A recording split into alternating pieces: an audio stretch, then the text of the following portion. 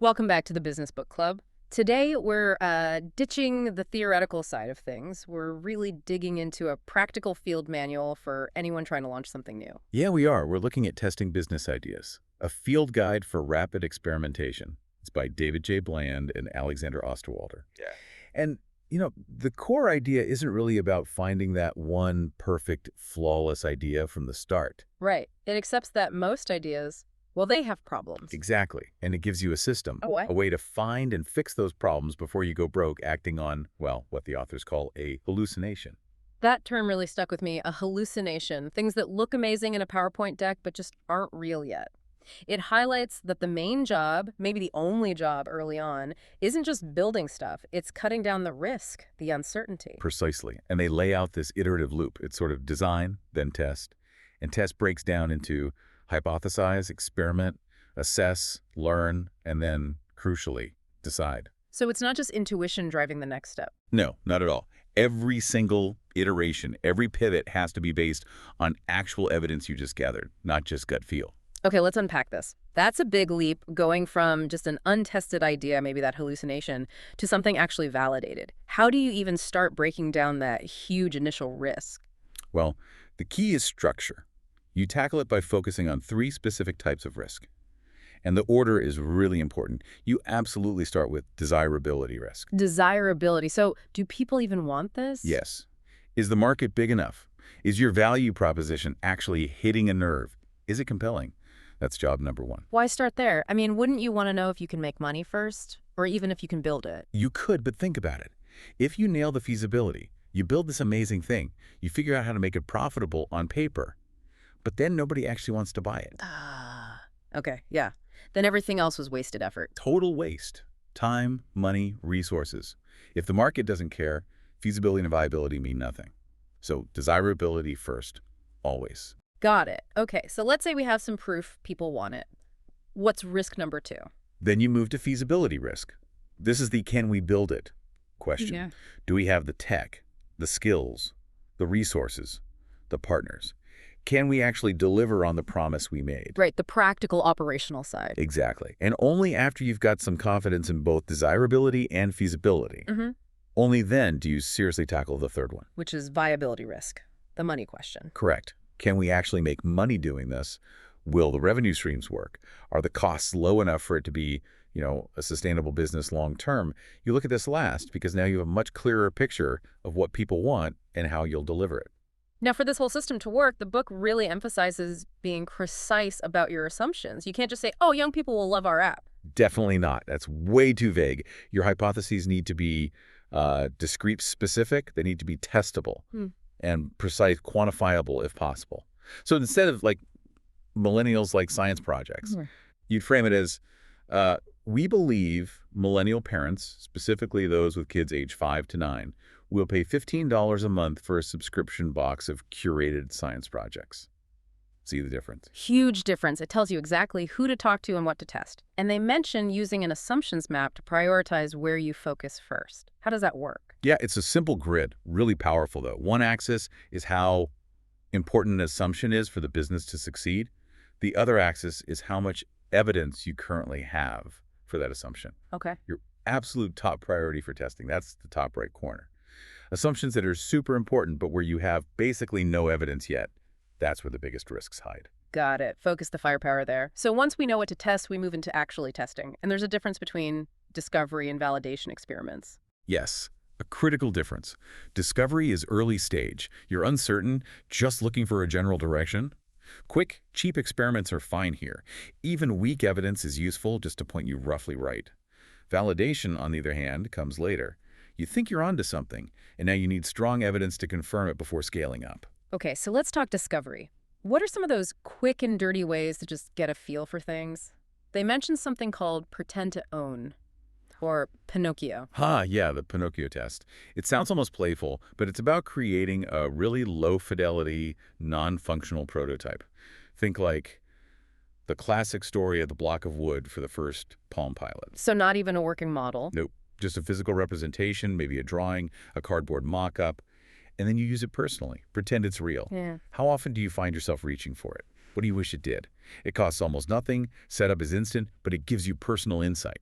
The evidence for the wider market is weak, sure, but it's a start. Interesting. Another one was boomerang, testing a competitor's product. Yeah, this one's clever. You take an actual competitor's product, keeping their branding on it, and you observe your target customers using it. You're watching for where they get frustrated, what needs aren't being met, where the gaps are in the competitor's offering. It gives strong evidence about specific weaknesses you could exploit. But they warn against something called imposter judo. Right. Definitely avoid that. Imposter judo is where you basically clone or rebrand a competitor's thing and pass it off as yours for testing. The book strongly advises against it. Ethical issues, legal risks. Just stick to testing the real competitor product to find genuine customer pain points. Makes sense. When engaging directly with customers, like in interviews, the advice is to get facts, not opinions. What did you do last week? Not, what would you do? Why that focus? Because opinions are easy to give and often wrong. People want to be helpful, or they just don't predict their own future behavior well. Facts about past behavior, though, that's gold. Tell me about the last time you tried to solve X. How much did you spend on Y last month? That reveals real jobs, pains, gains. The goal they suggest is getting like 80% accuracy in ranking their top priorities compared to what you thought they were. And even before talking to people, you can get some directional sense using free tools. Absolutely. Search trend analysis. Use Google Trends or similar tools. See how many people are searching for terms related to the problem you think you solve. High search volume for, say, easy-to-use accounting software for freelancers in your target city.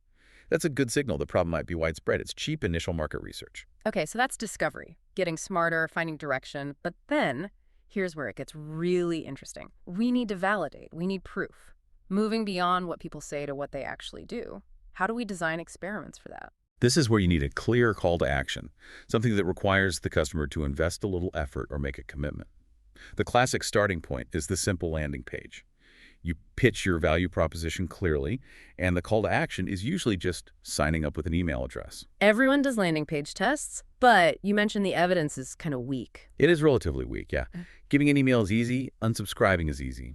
So the key here isn't just getting signups, it's the conversion rate. The book argues that if a typical landing page converts at, say, 25% for early validation of a potentially great idea, you should be aiming much higher, like 10%, even 15%. Wow, okay, that's a significantly higher bar than average. It is.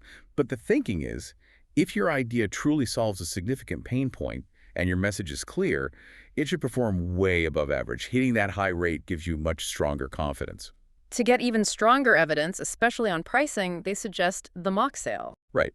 This feels more real to the customer. You show actual pricing options, maybe a basic $5 plan, a pro $20 plan. They click buy now or choose plan. But the key is you don't actually collect payment info yet. Maybe you say coming soon, sign up for launch or something. You're measuring the intent to purchase at a specific price point by tracking those clicks. Much stronger signal than just an email sign up. And for physical products or services, you can take it offline with a pop-up store. Exactly. A temporary physical presence. It's definitely more effort and cost moderate to high, they say. Yeah. But the evidence you get is top tier. Actual people walking in, interacting with the product, maybe even pulling out their wallets and buying. You test desirability, viability, even the channel itself, all at once. Okay, shifting gears to feasibility, what if the tech isn't ready yet? How do you test if you can deliver the service? They talk about Concierge and Wizard of Oz. Yeah, these are great for simulating a service manually. The difference is visibility. With Concierge, the customer knows a human is doing the work behind the scenes. Think early days, Realtor.com, manually creating PDF reports and emailing them. It's great for you to learn the actual steps involved. And Wizard of Oz, like the movie. Pretty much. The manual work is hidden. The customer interacts with what looks like a polished, automated system, a website, an app. But behind the curtain, humans are pulling the levers, fulfilling the requests. This tests the desired user experience and workflow before you invest heavily in automation. Zappos famously started this way, apparently. Very cool. And for tricky technical problems, like can our engineers even build this complex feature? That's where the extreme programming spike comes in. It's not about building production code. It's a super short, focused coding session, maybe just a day, maybe up to 2 weeks, where a developer tackles one specific technical risk. Can we integrate with this API? Can we achieve this performance? The goal is just to learn quickly if it's feasible. And often, the code written during the spike is just thrown away afterwards. It served its purpose, learning. So implementing all this requires more than just the right experiments. It changes how the team needs to operate, right? Absolutely. The book Yeah. stresses having a cross-functional team. You need design, product engineering, maybe marketing, all working together closely. And the behaviors are key. They need to be obsessed with true customer centricity. And, maybe most critically, constantly willing to question assumptions, especially their own. Confirmation bias is a killer here, isn't it? Huge pitfall. Only looking for evidence that supports your pet idea. You have to actively fight that. And leaders play a massive role in creating the right environment for this. What do leaders need to provide? Three main things. The team needs to be dedicated. No multitasking across 5 projects. Focus is essential for speed. They need to be funded appropriately, often incrementally, like venture capital, prove progress with evidence, get the next bit of funding, and they need to be autonomous. Give them the goal and the space to figure out how to test it without constant micromanagement telling them how.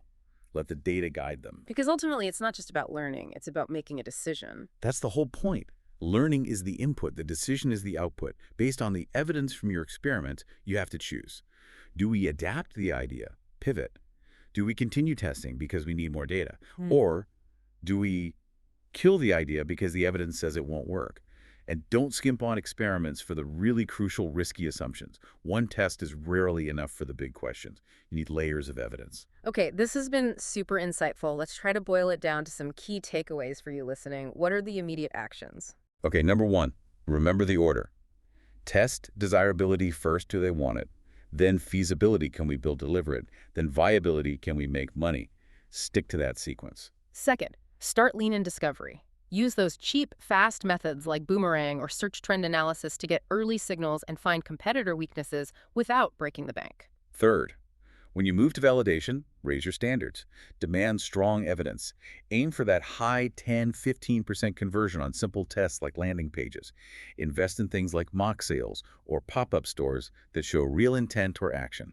Fourth, your team setup is crucial. Make sure it's cross-functional, genuinely dedicated, and truly autonomous, and constantly push against that confirmation bias. And finally, number 5, be persistent with testing your most critical assumptions. One experiment, especially a weak one, isn't enough proof for a high-stakes bet. Layer your tests, build stronger evidence over time. We've mostly talked about launching new things, but there's a final thought here that applies to everyone, even established companies, isn't there? Yeah, absolutely. This whole mindset, constant testing, challenging assumptions, seeking evidence, it's not just for startups. Existing successful businesses need to do this continuously with their core models too. Because if they don't, Someone else will. you can bet on it. Some Yeah. startup using these very methods will be testing ways to disrupt you and take your place. Complacency is incredibly dangerous. A powerful reminder. If you found this deep dive into systematically testing your way to success valuable, make sure you subscribe to the Business Book Club. We'll keep bringing you insights from essential business reads. Now, that's a wrap for this episode of the Business Book Club. If you enjoyed the ride, make sure to subscribe so you'll never miss our next deep dive. Got a favorite business book you'd love us to explore? Let us know. We're always up for a good read. And hey, don't keep all these insights to yourself. Share this episode with a fellow book lover or your work buddy who's always looking to level up. Until next time, keep learning, keep growing, and we'll see you in the next episode.